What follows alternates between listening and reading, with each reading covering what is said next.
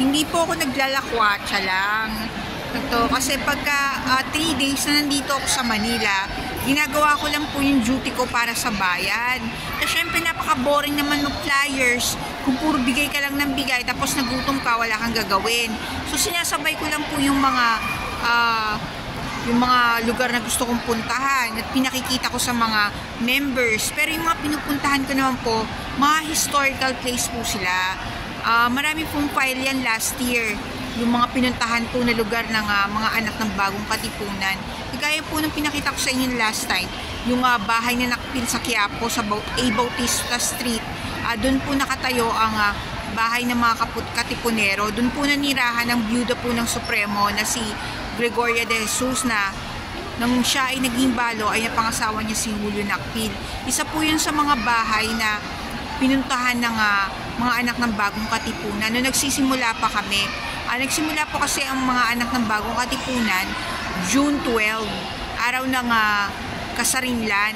Tinapat ko po doon at hindi po ako dumalo noon sa Luneta nung araw ng kalayaan na yon. Doon ko po tinayo ang grupo. Ang una pong pangalan nito ay Junk Senate Bill 1869. JBS 1869 Coordinating Team ang pangalan ng grupo. Como hindi nga napasa ang Senate Bill at nanalo na tayo, pero gusto natin makagawa ng isang grupo na may kredibilidad at kumikilos para sa ating kalayaan, tinayo natin ang mga anak ng Bagong Katipunan with the honor, giving accreditation sa mga nanguna sa atin, nagbuwis ng buhay para sa ating kalayaan. So, linalaki pa natin ang nasyonalismo kasi gusto nating mabuhay ang nasyonalismo, lalo na't isa pa sa layunin ng mga anak ng Bagong Katipunan, bukawin ang damdamin ng mga kabataan sa pagiging makabayan. Yung magmahal ng sariling atin, magmahal ng sariling bayan. So, may nakita kasi natin yun, namamatay na yung nasyonalismo at karamihan sa mga kabataan, wala nang pagpapahalaga sa kasaysayan. So, sinasariwa natin. Kaya, kung mapapansin nyo, karamihan sa mga flyerings ng MABK, nagpupunta kami, nag-distribute kami ng flyers sa mga schools kasi mga kabataan ang hinuhubog natin dito.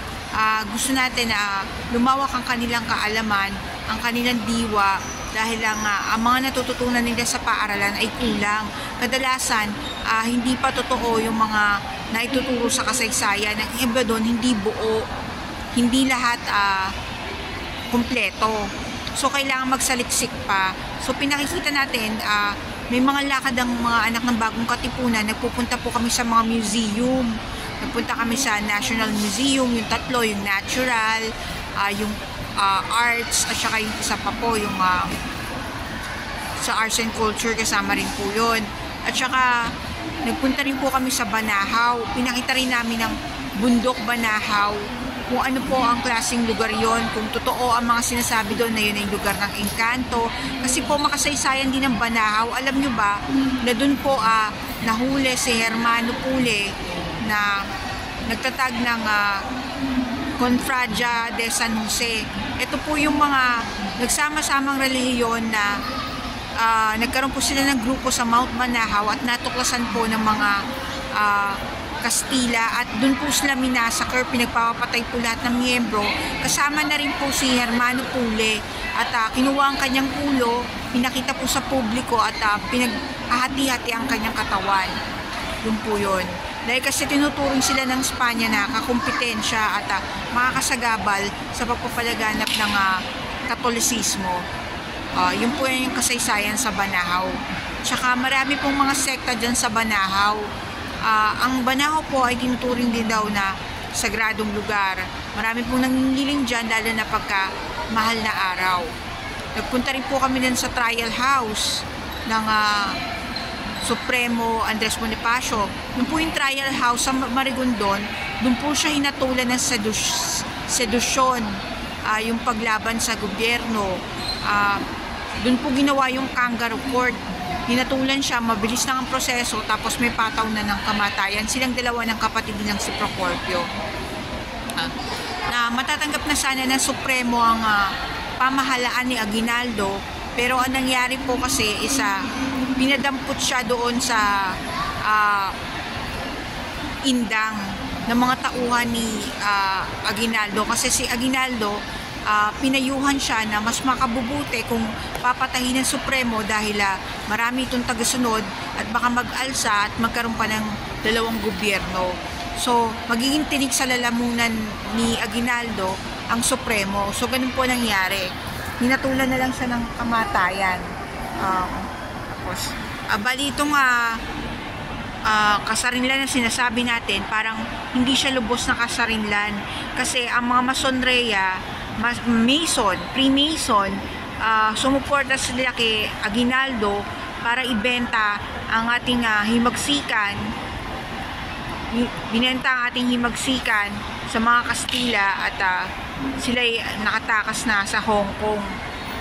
Kastila ba o Amerikano? Amerikano kan pala yung terminong yon. Yung mga panahon na yun, Amerikano na. Kaya tumagal po si Aguinaldo sa Hong Kong. Yun. Pero yung perang pinagbentahan dun sa himagsikan, ibig sabihin hindi na sila maghihimagsik, ipatatalo na nila, hindi na sila lalaban sa Amerikano, pinaghati-hatian na lang nila. Pero pinalabas nila, gagamitin daw yun sa pagbili ng mga armas. So, hindi na tayo lumaban noon tayo ng mga Amerikano.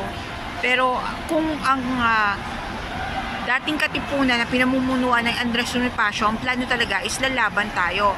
Pananatilihin natin ang soberanya. So, marami pa po mga lugar na puntahan ng katipunan. Kasama na po dyan yung mga Tanay Rizal, kung saan-saan po, sa Infanta, sa Laguna. Nakalagay po yan sa katipunan files. Mga nabahagi naming pook na maaari niyong puntahan, makasaysayan at bahagi natin sa ating mga kabataan. Lahat po yan nakalagay din sa YouTube. Doon makikita nyo po kung paano po kami nagsimula. Mga short video lang po. Hindi na namin ginandahan. Basta may masasabi lang po kami at makikita nyo po yung sitwasyon.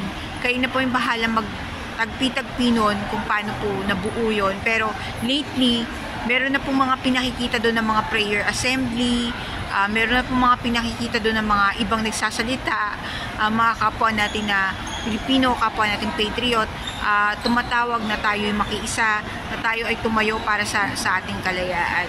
Yun lamang po, gusto namin maging malinaw sa inyo ang aming layunin bilang mga anak ng mga bagong katipunan sa ating panahon.